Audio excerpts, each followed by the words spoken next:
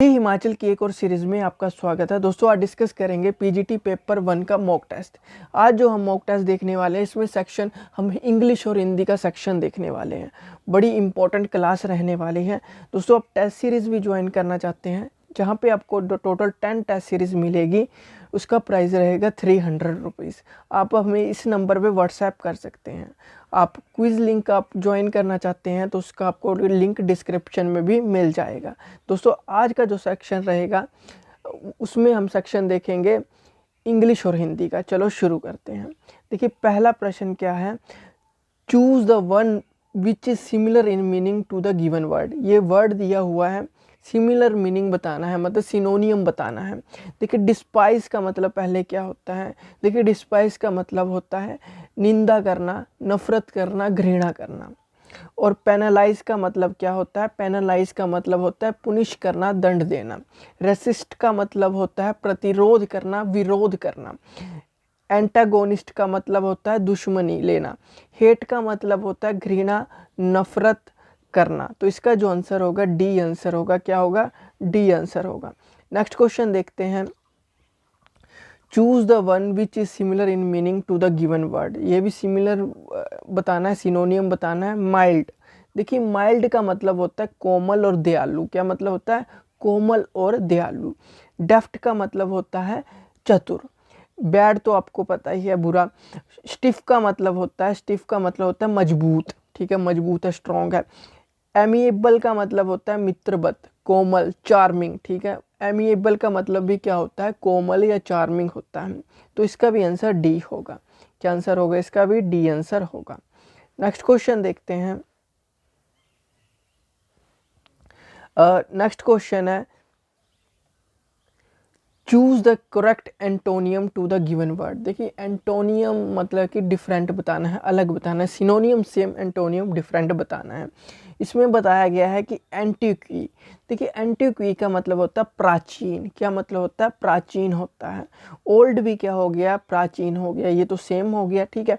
Abate का मतलब क्या होता है? अबेट का मतलब होता है रद्द करना। क्या होता है? रद्द करना। मॉडर्न का मतलब क्या होता है? मॉडर्न का मतलब हो गया नया, आधुनिक।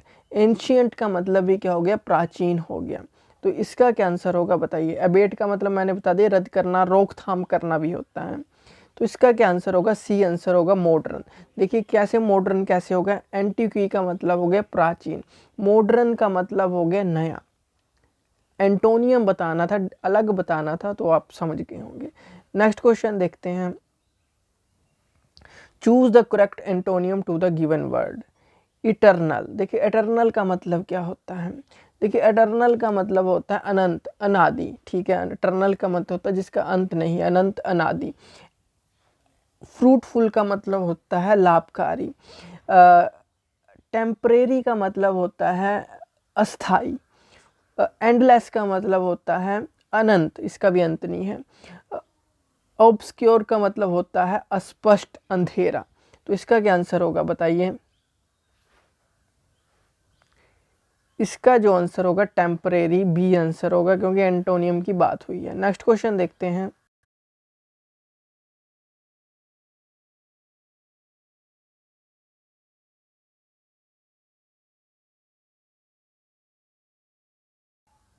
फिफ्थ क्वेश्चन देखते हैं, correct form of verb. It can not be forecasted how society will emerge generation hence. देखिए यहाँ से हम समझते हैं कहाँ पे गलती हो सकती है। देखिए समझिए, जो बी होता है, बी के साथ कभी भी वर्ब की थर्ड फॉर्म लगती है। यहाँ पे फोरकास्टेड दिया है, आप सोच रहे होंगे सही है, पर फोरकास्ट की जो वर्ब की थर्ड फॉर्म होती है वो फोरकास्ट ही होती है। मेरा कहने का मतलब है वर्ब की सेकंड फॉर्म, वर्ब की थर्ड फॉर्म। देखिए इसकी फोरकास्ट वर्ब की फर्स्ट फॉर्म होती है, फोरकास्टिव वर्ब की सेकंड फॉर्म होती है, फोरकास्टिव वर्ब की थर्ड फॉर्म होती है। तो यहाँ पे फोरकास्टेड नहीं होगा, फोरकास्ट होगा, ठीक है। क्या होगा? फोरकास्ट होगा। तो इसका ये बी में एरर था, तो इसको आपको ठीक करना होगा, तो इसका बी होगा। अगला प्रश्न देखते हैं कि she was appointed dash chief executive about 3 year ago. Article बताना है इसमें। तो देखिए she was appointed dash chief executive about 3 year ago. देखिए इस समझिए, जब भी हम अपॉइंट की बात करते हैं, अपॉइंट की बात करते हैं, मेड की बात करते हैं, या फिर हम बात करते हैं नॉमिनेट की बात करते हैं। ठीक है, नॉमिनेट की बात करते हैं। इन और आगे इनके साथ क्या होता है, आर्टिकल का यूज़ नहीं होता है जब हमें इसके इनके आर्टिकल के साथ ऑब्जेक्ट दिया हो। जैसे चीफ एग्जीक्यूटिव क्या दिया हुआ है, ऑब्जेक्ट दिया हुआ है, तो इसके साथ क्या होगा, हम आर्टिकल का यूज़ नहीं करते हैं। किसके साथ, अपॉइंट, मेड, नॉमिनेट। कब नहीं करते हैं, जब इनके साथ ऑब्जेक्ट आया हो। तो चीफ एग्जीक्यूटिव ऑब्जेक्ट है, तो इसका जो आंसर होगा नो आर्टिकल, डी इसका आंसर होगा। क्या होगा, डी इसका आंसर होगा। नेक्स्ट क्वेश्चन देखते हैं। देखिए अगला प्रश्न है, his appeal dash mercy has been turned down. क्या कहने की बात कर रहे हैं, his appeal dash mercy has been turned down. देखिए पहले समझिए,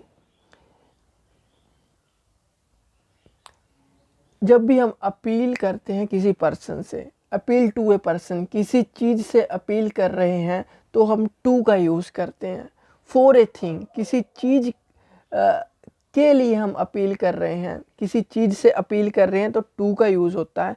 बट किसी चीज़ के लिए अपील कर रहे हैं तो फोर का यूज़ होता है। यहाँ पे क्या है, किसी चीज़ के लिए हम अपील कर रहे हैं, तो यहाँ पे जो आंसर होगा फोर का आंसर यूज़ होगा। तो इसका क्या मतलब हो गया, his appeal for mercy has been turn down, मतलब उनकी दया की अपील ठुकरा दी गई। तो इसका जो आंसर होगा डी होगा। नेक्स्ट क्वेश्चन देखते हैं। Select the most appropriate meaning of the given idioms. Idioms बताने हैं, मुहावरे। To get out of hand, to get out of hand. देखिए to get out of hand का मतलब हो गया हाथ से निकल गया, मतलब कंट्रोल से निकल गया। कभी कभी बोलते हैं हमारा बच्चा हमारे हाथ से निकल गया, तो माँ बाप को टेंशन होती है। To get out of hand मतलब कि हाथ से निकल गया, मतलब कंट्रोल से निकल गया। तो इसका जो आंसर होगा सी होगा, to get out of control. तो सी इसका आंसर होगा। अगला देखते हैं। अगला है सेंटेंस इंप्रूवमेंट करनी है। She was too startled at first saying something, but finally she blurted out the truth.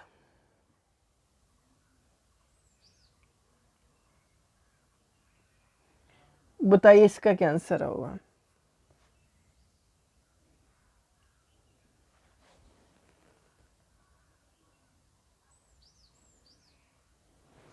देखिए समझिए, यहाँ पे टू दिया है, जब भी टू के साथ क्या होता है, टू प्लस वर्ब की फर्स्ट फॉर्म का स्ट्रक्चर यूज होता है। तो इसका जो आंसर होगा सी आंसर होगा। क्या होगा, सी आंसर होगा। Important exam point of view से। अगला देखते हैं। Select the incorrectly spelled word. Incorrectly spelled word हमें बताना है। देखिए ऊपर का जो मतलब भी बता देता हूँ क्या मतलब हुआ हिंदी में। पहले तो वो कुछ कहते हुए बहुत चौंकी, लेकिन आखिरकार उसने सच उगल दिया। इसका जो मीनिंग है वो हिंदी में ये रहेगा।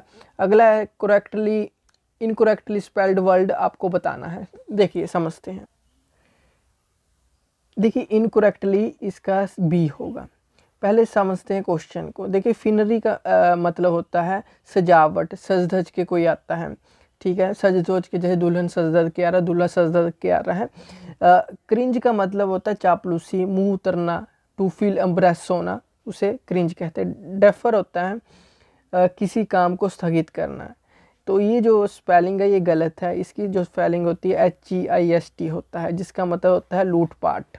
तो इसका जो इनकरेक्टली स्पेल्ड है वो है बी। अब देखते हैं हिंदी सेक्शन को देखते हैं।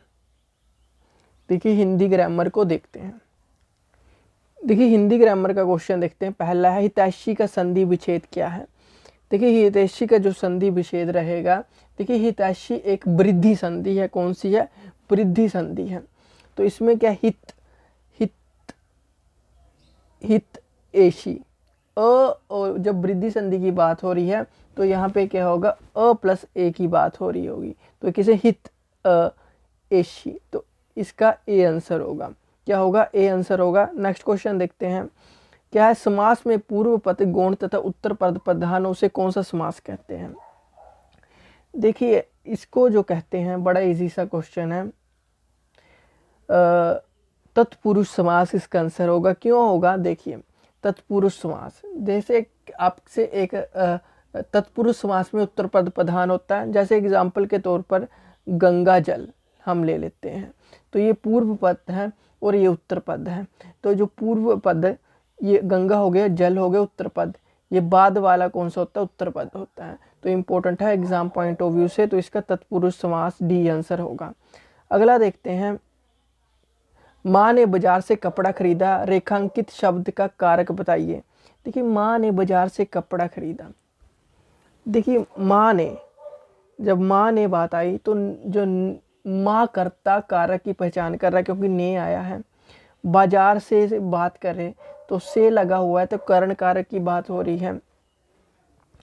और कपड़ा जो जो रेखांकित, मतलब कि इस पे लाइन लगाई हुई है ना मैंने, तो इसके बारे में बताना है कपड़ा शब्द क्या है। तो जो कपड़ा शब्द है कर्म कारक को बता रहा है, क्योंकि इसमें एक बात छुपी हुई है, जो को है वो छुपा हुआ है कपड़ा में।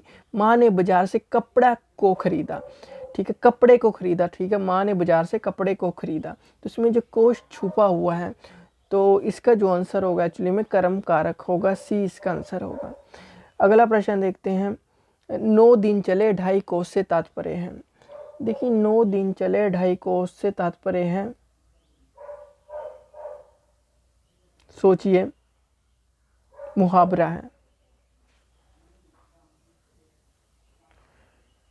देखिए इसका जो आंसर होगा अधिक परिश्रम का थोड़ा फल मिलना। क्या होगा? अधिक परिश्रम से थोड़ा फल मिलना, इसका आंसर होगा। अगला प्रश्न देखते हैं कि सो सुख सुजस सुलभ मोहि स्वामी में कौन सा अलंकार है? सोचिए कौन सा अलंकार है? देखिए देखिए स म और सो, बार बार सो आ रहा है, तो क्या है? अनुप्रास अलंकार ये बताएगा। तो इसका जो आंसर होगा सी आंसर होगा। नेक्स्ट क्वेश्चन देखते हैं, शुद्ध बर्तनी वाला शब्द बताइए। देखिए शुद्ध बर्तनी इसमें कौन सी है?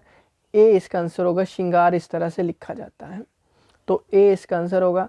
अगला प्रश्न देखते हैं, मोहन एक अच्छा विद्यार्थी है, वाक्य में विशेष्य क्या है? देखिए अच्छा जो है, अच्छा क्या है? एक विशेषण है, और ये विद्यार्थी की विशेषता बता रहा है, तो इसमें विद्यार्थी क्या हुआ? विशेष्य है, तो विद्यार्थी ही होगा विशेष्य, डी इसका आंसर होगा।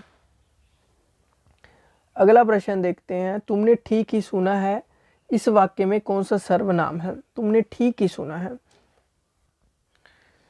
तुमने ठीक ही सुना है, इस वाक्य में कौन सा सर्वनाम है? देखिए इसमें पुरुषवाचक सर्वनाम होगा। देखिए क्यों होगा? देखिए निजवाचक की बात करें, निजवाचक में क्या यूज होता है? निजवाचक तब होता है जब आए, स्वयं आए, आप आए, आपकी बात हो रही है तब आता है। अनिश्चयवाचक की बात करें, कोई कुछ आए तब यूज होगा। निश्चयवाचक तब यूज होगा जब यह वह की बात होती है। पुरुषवाचक भी 3 प्रकार के होते हैं, जैसे उत्तर, मध्य और अन्य पुरुष होता है। उत्तर में जैसे मैं, हम, मुझे, हमें आता है। मध्य में आता है तू, तुम, तू, तुमसे, तुमको, ये किस में आता है? मध्य पुरुष में आता है। तो ये जो पुरुषवाचक है ये मध्य पुरुष का एग्जाम्पल है, ये जो क्वेश्चन है मध्य पुरुष का एग्जाम्पल है, तो ये बी आंसर होगा, बी इसका आंसर होगा। अगला देखते हैं, जो कवि लोकप्रिय होता है उसका सम्मान सभी करते हैं, इस वाक्य का सरल वाक्य होगा, बताइए।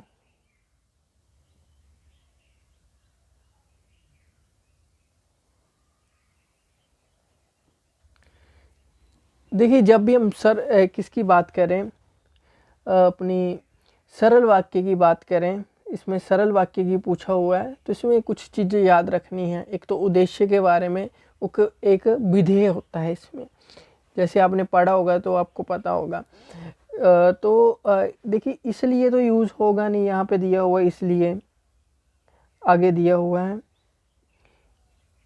और का यूज़ और इसलिए का यूज़ तो होगा नहीं, क्योंकि एक संयुक्त वाक्य है। तो इसका जो आंसर होगा बी होगा, लोकप्रिय कवि का सम्मान सभी करते हैं, तो इसका जो आंसर होगा बी होगा। क्या होगा? बी होगा। अगला, हिंदी साहित्य का 9वां रस कौन सा है? देखिए हिंदी साहित्य का जो 9वां रस है वो है शांत है। देखिए इसकी जो खोज की थी वो थी अभिनव गुप्त ने की थी, इसका जो स्थाई भाव बताया था वो था केशव दास ने बताया था। तो इसका जो आंसर होगा सी आंसर होगा।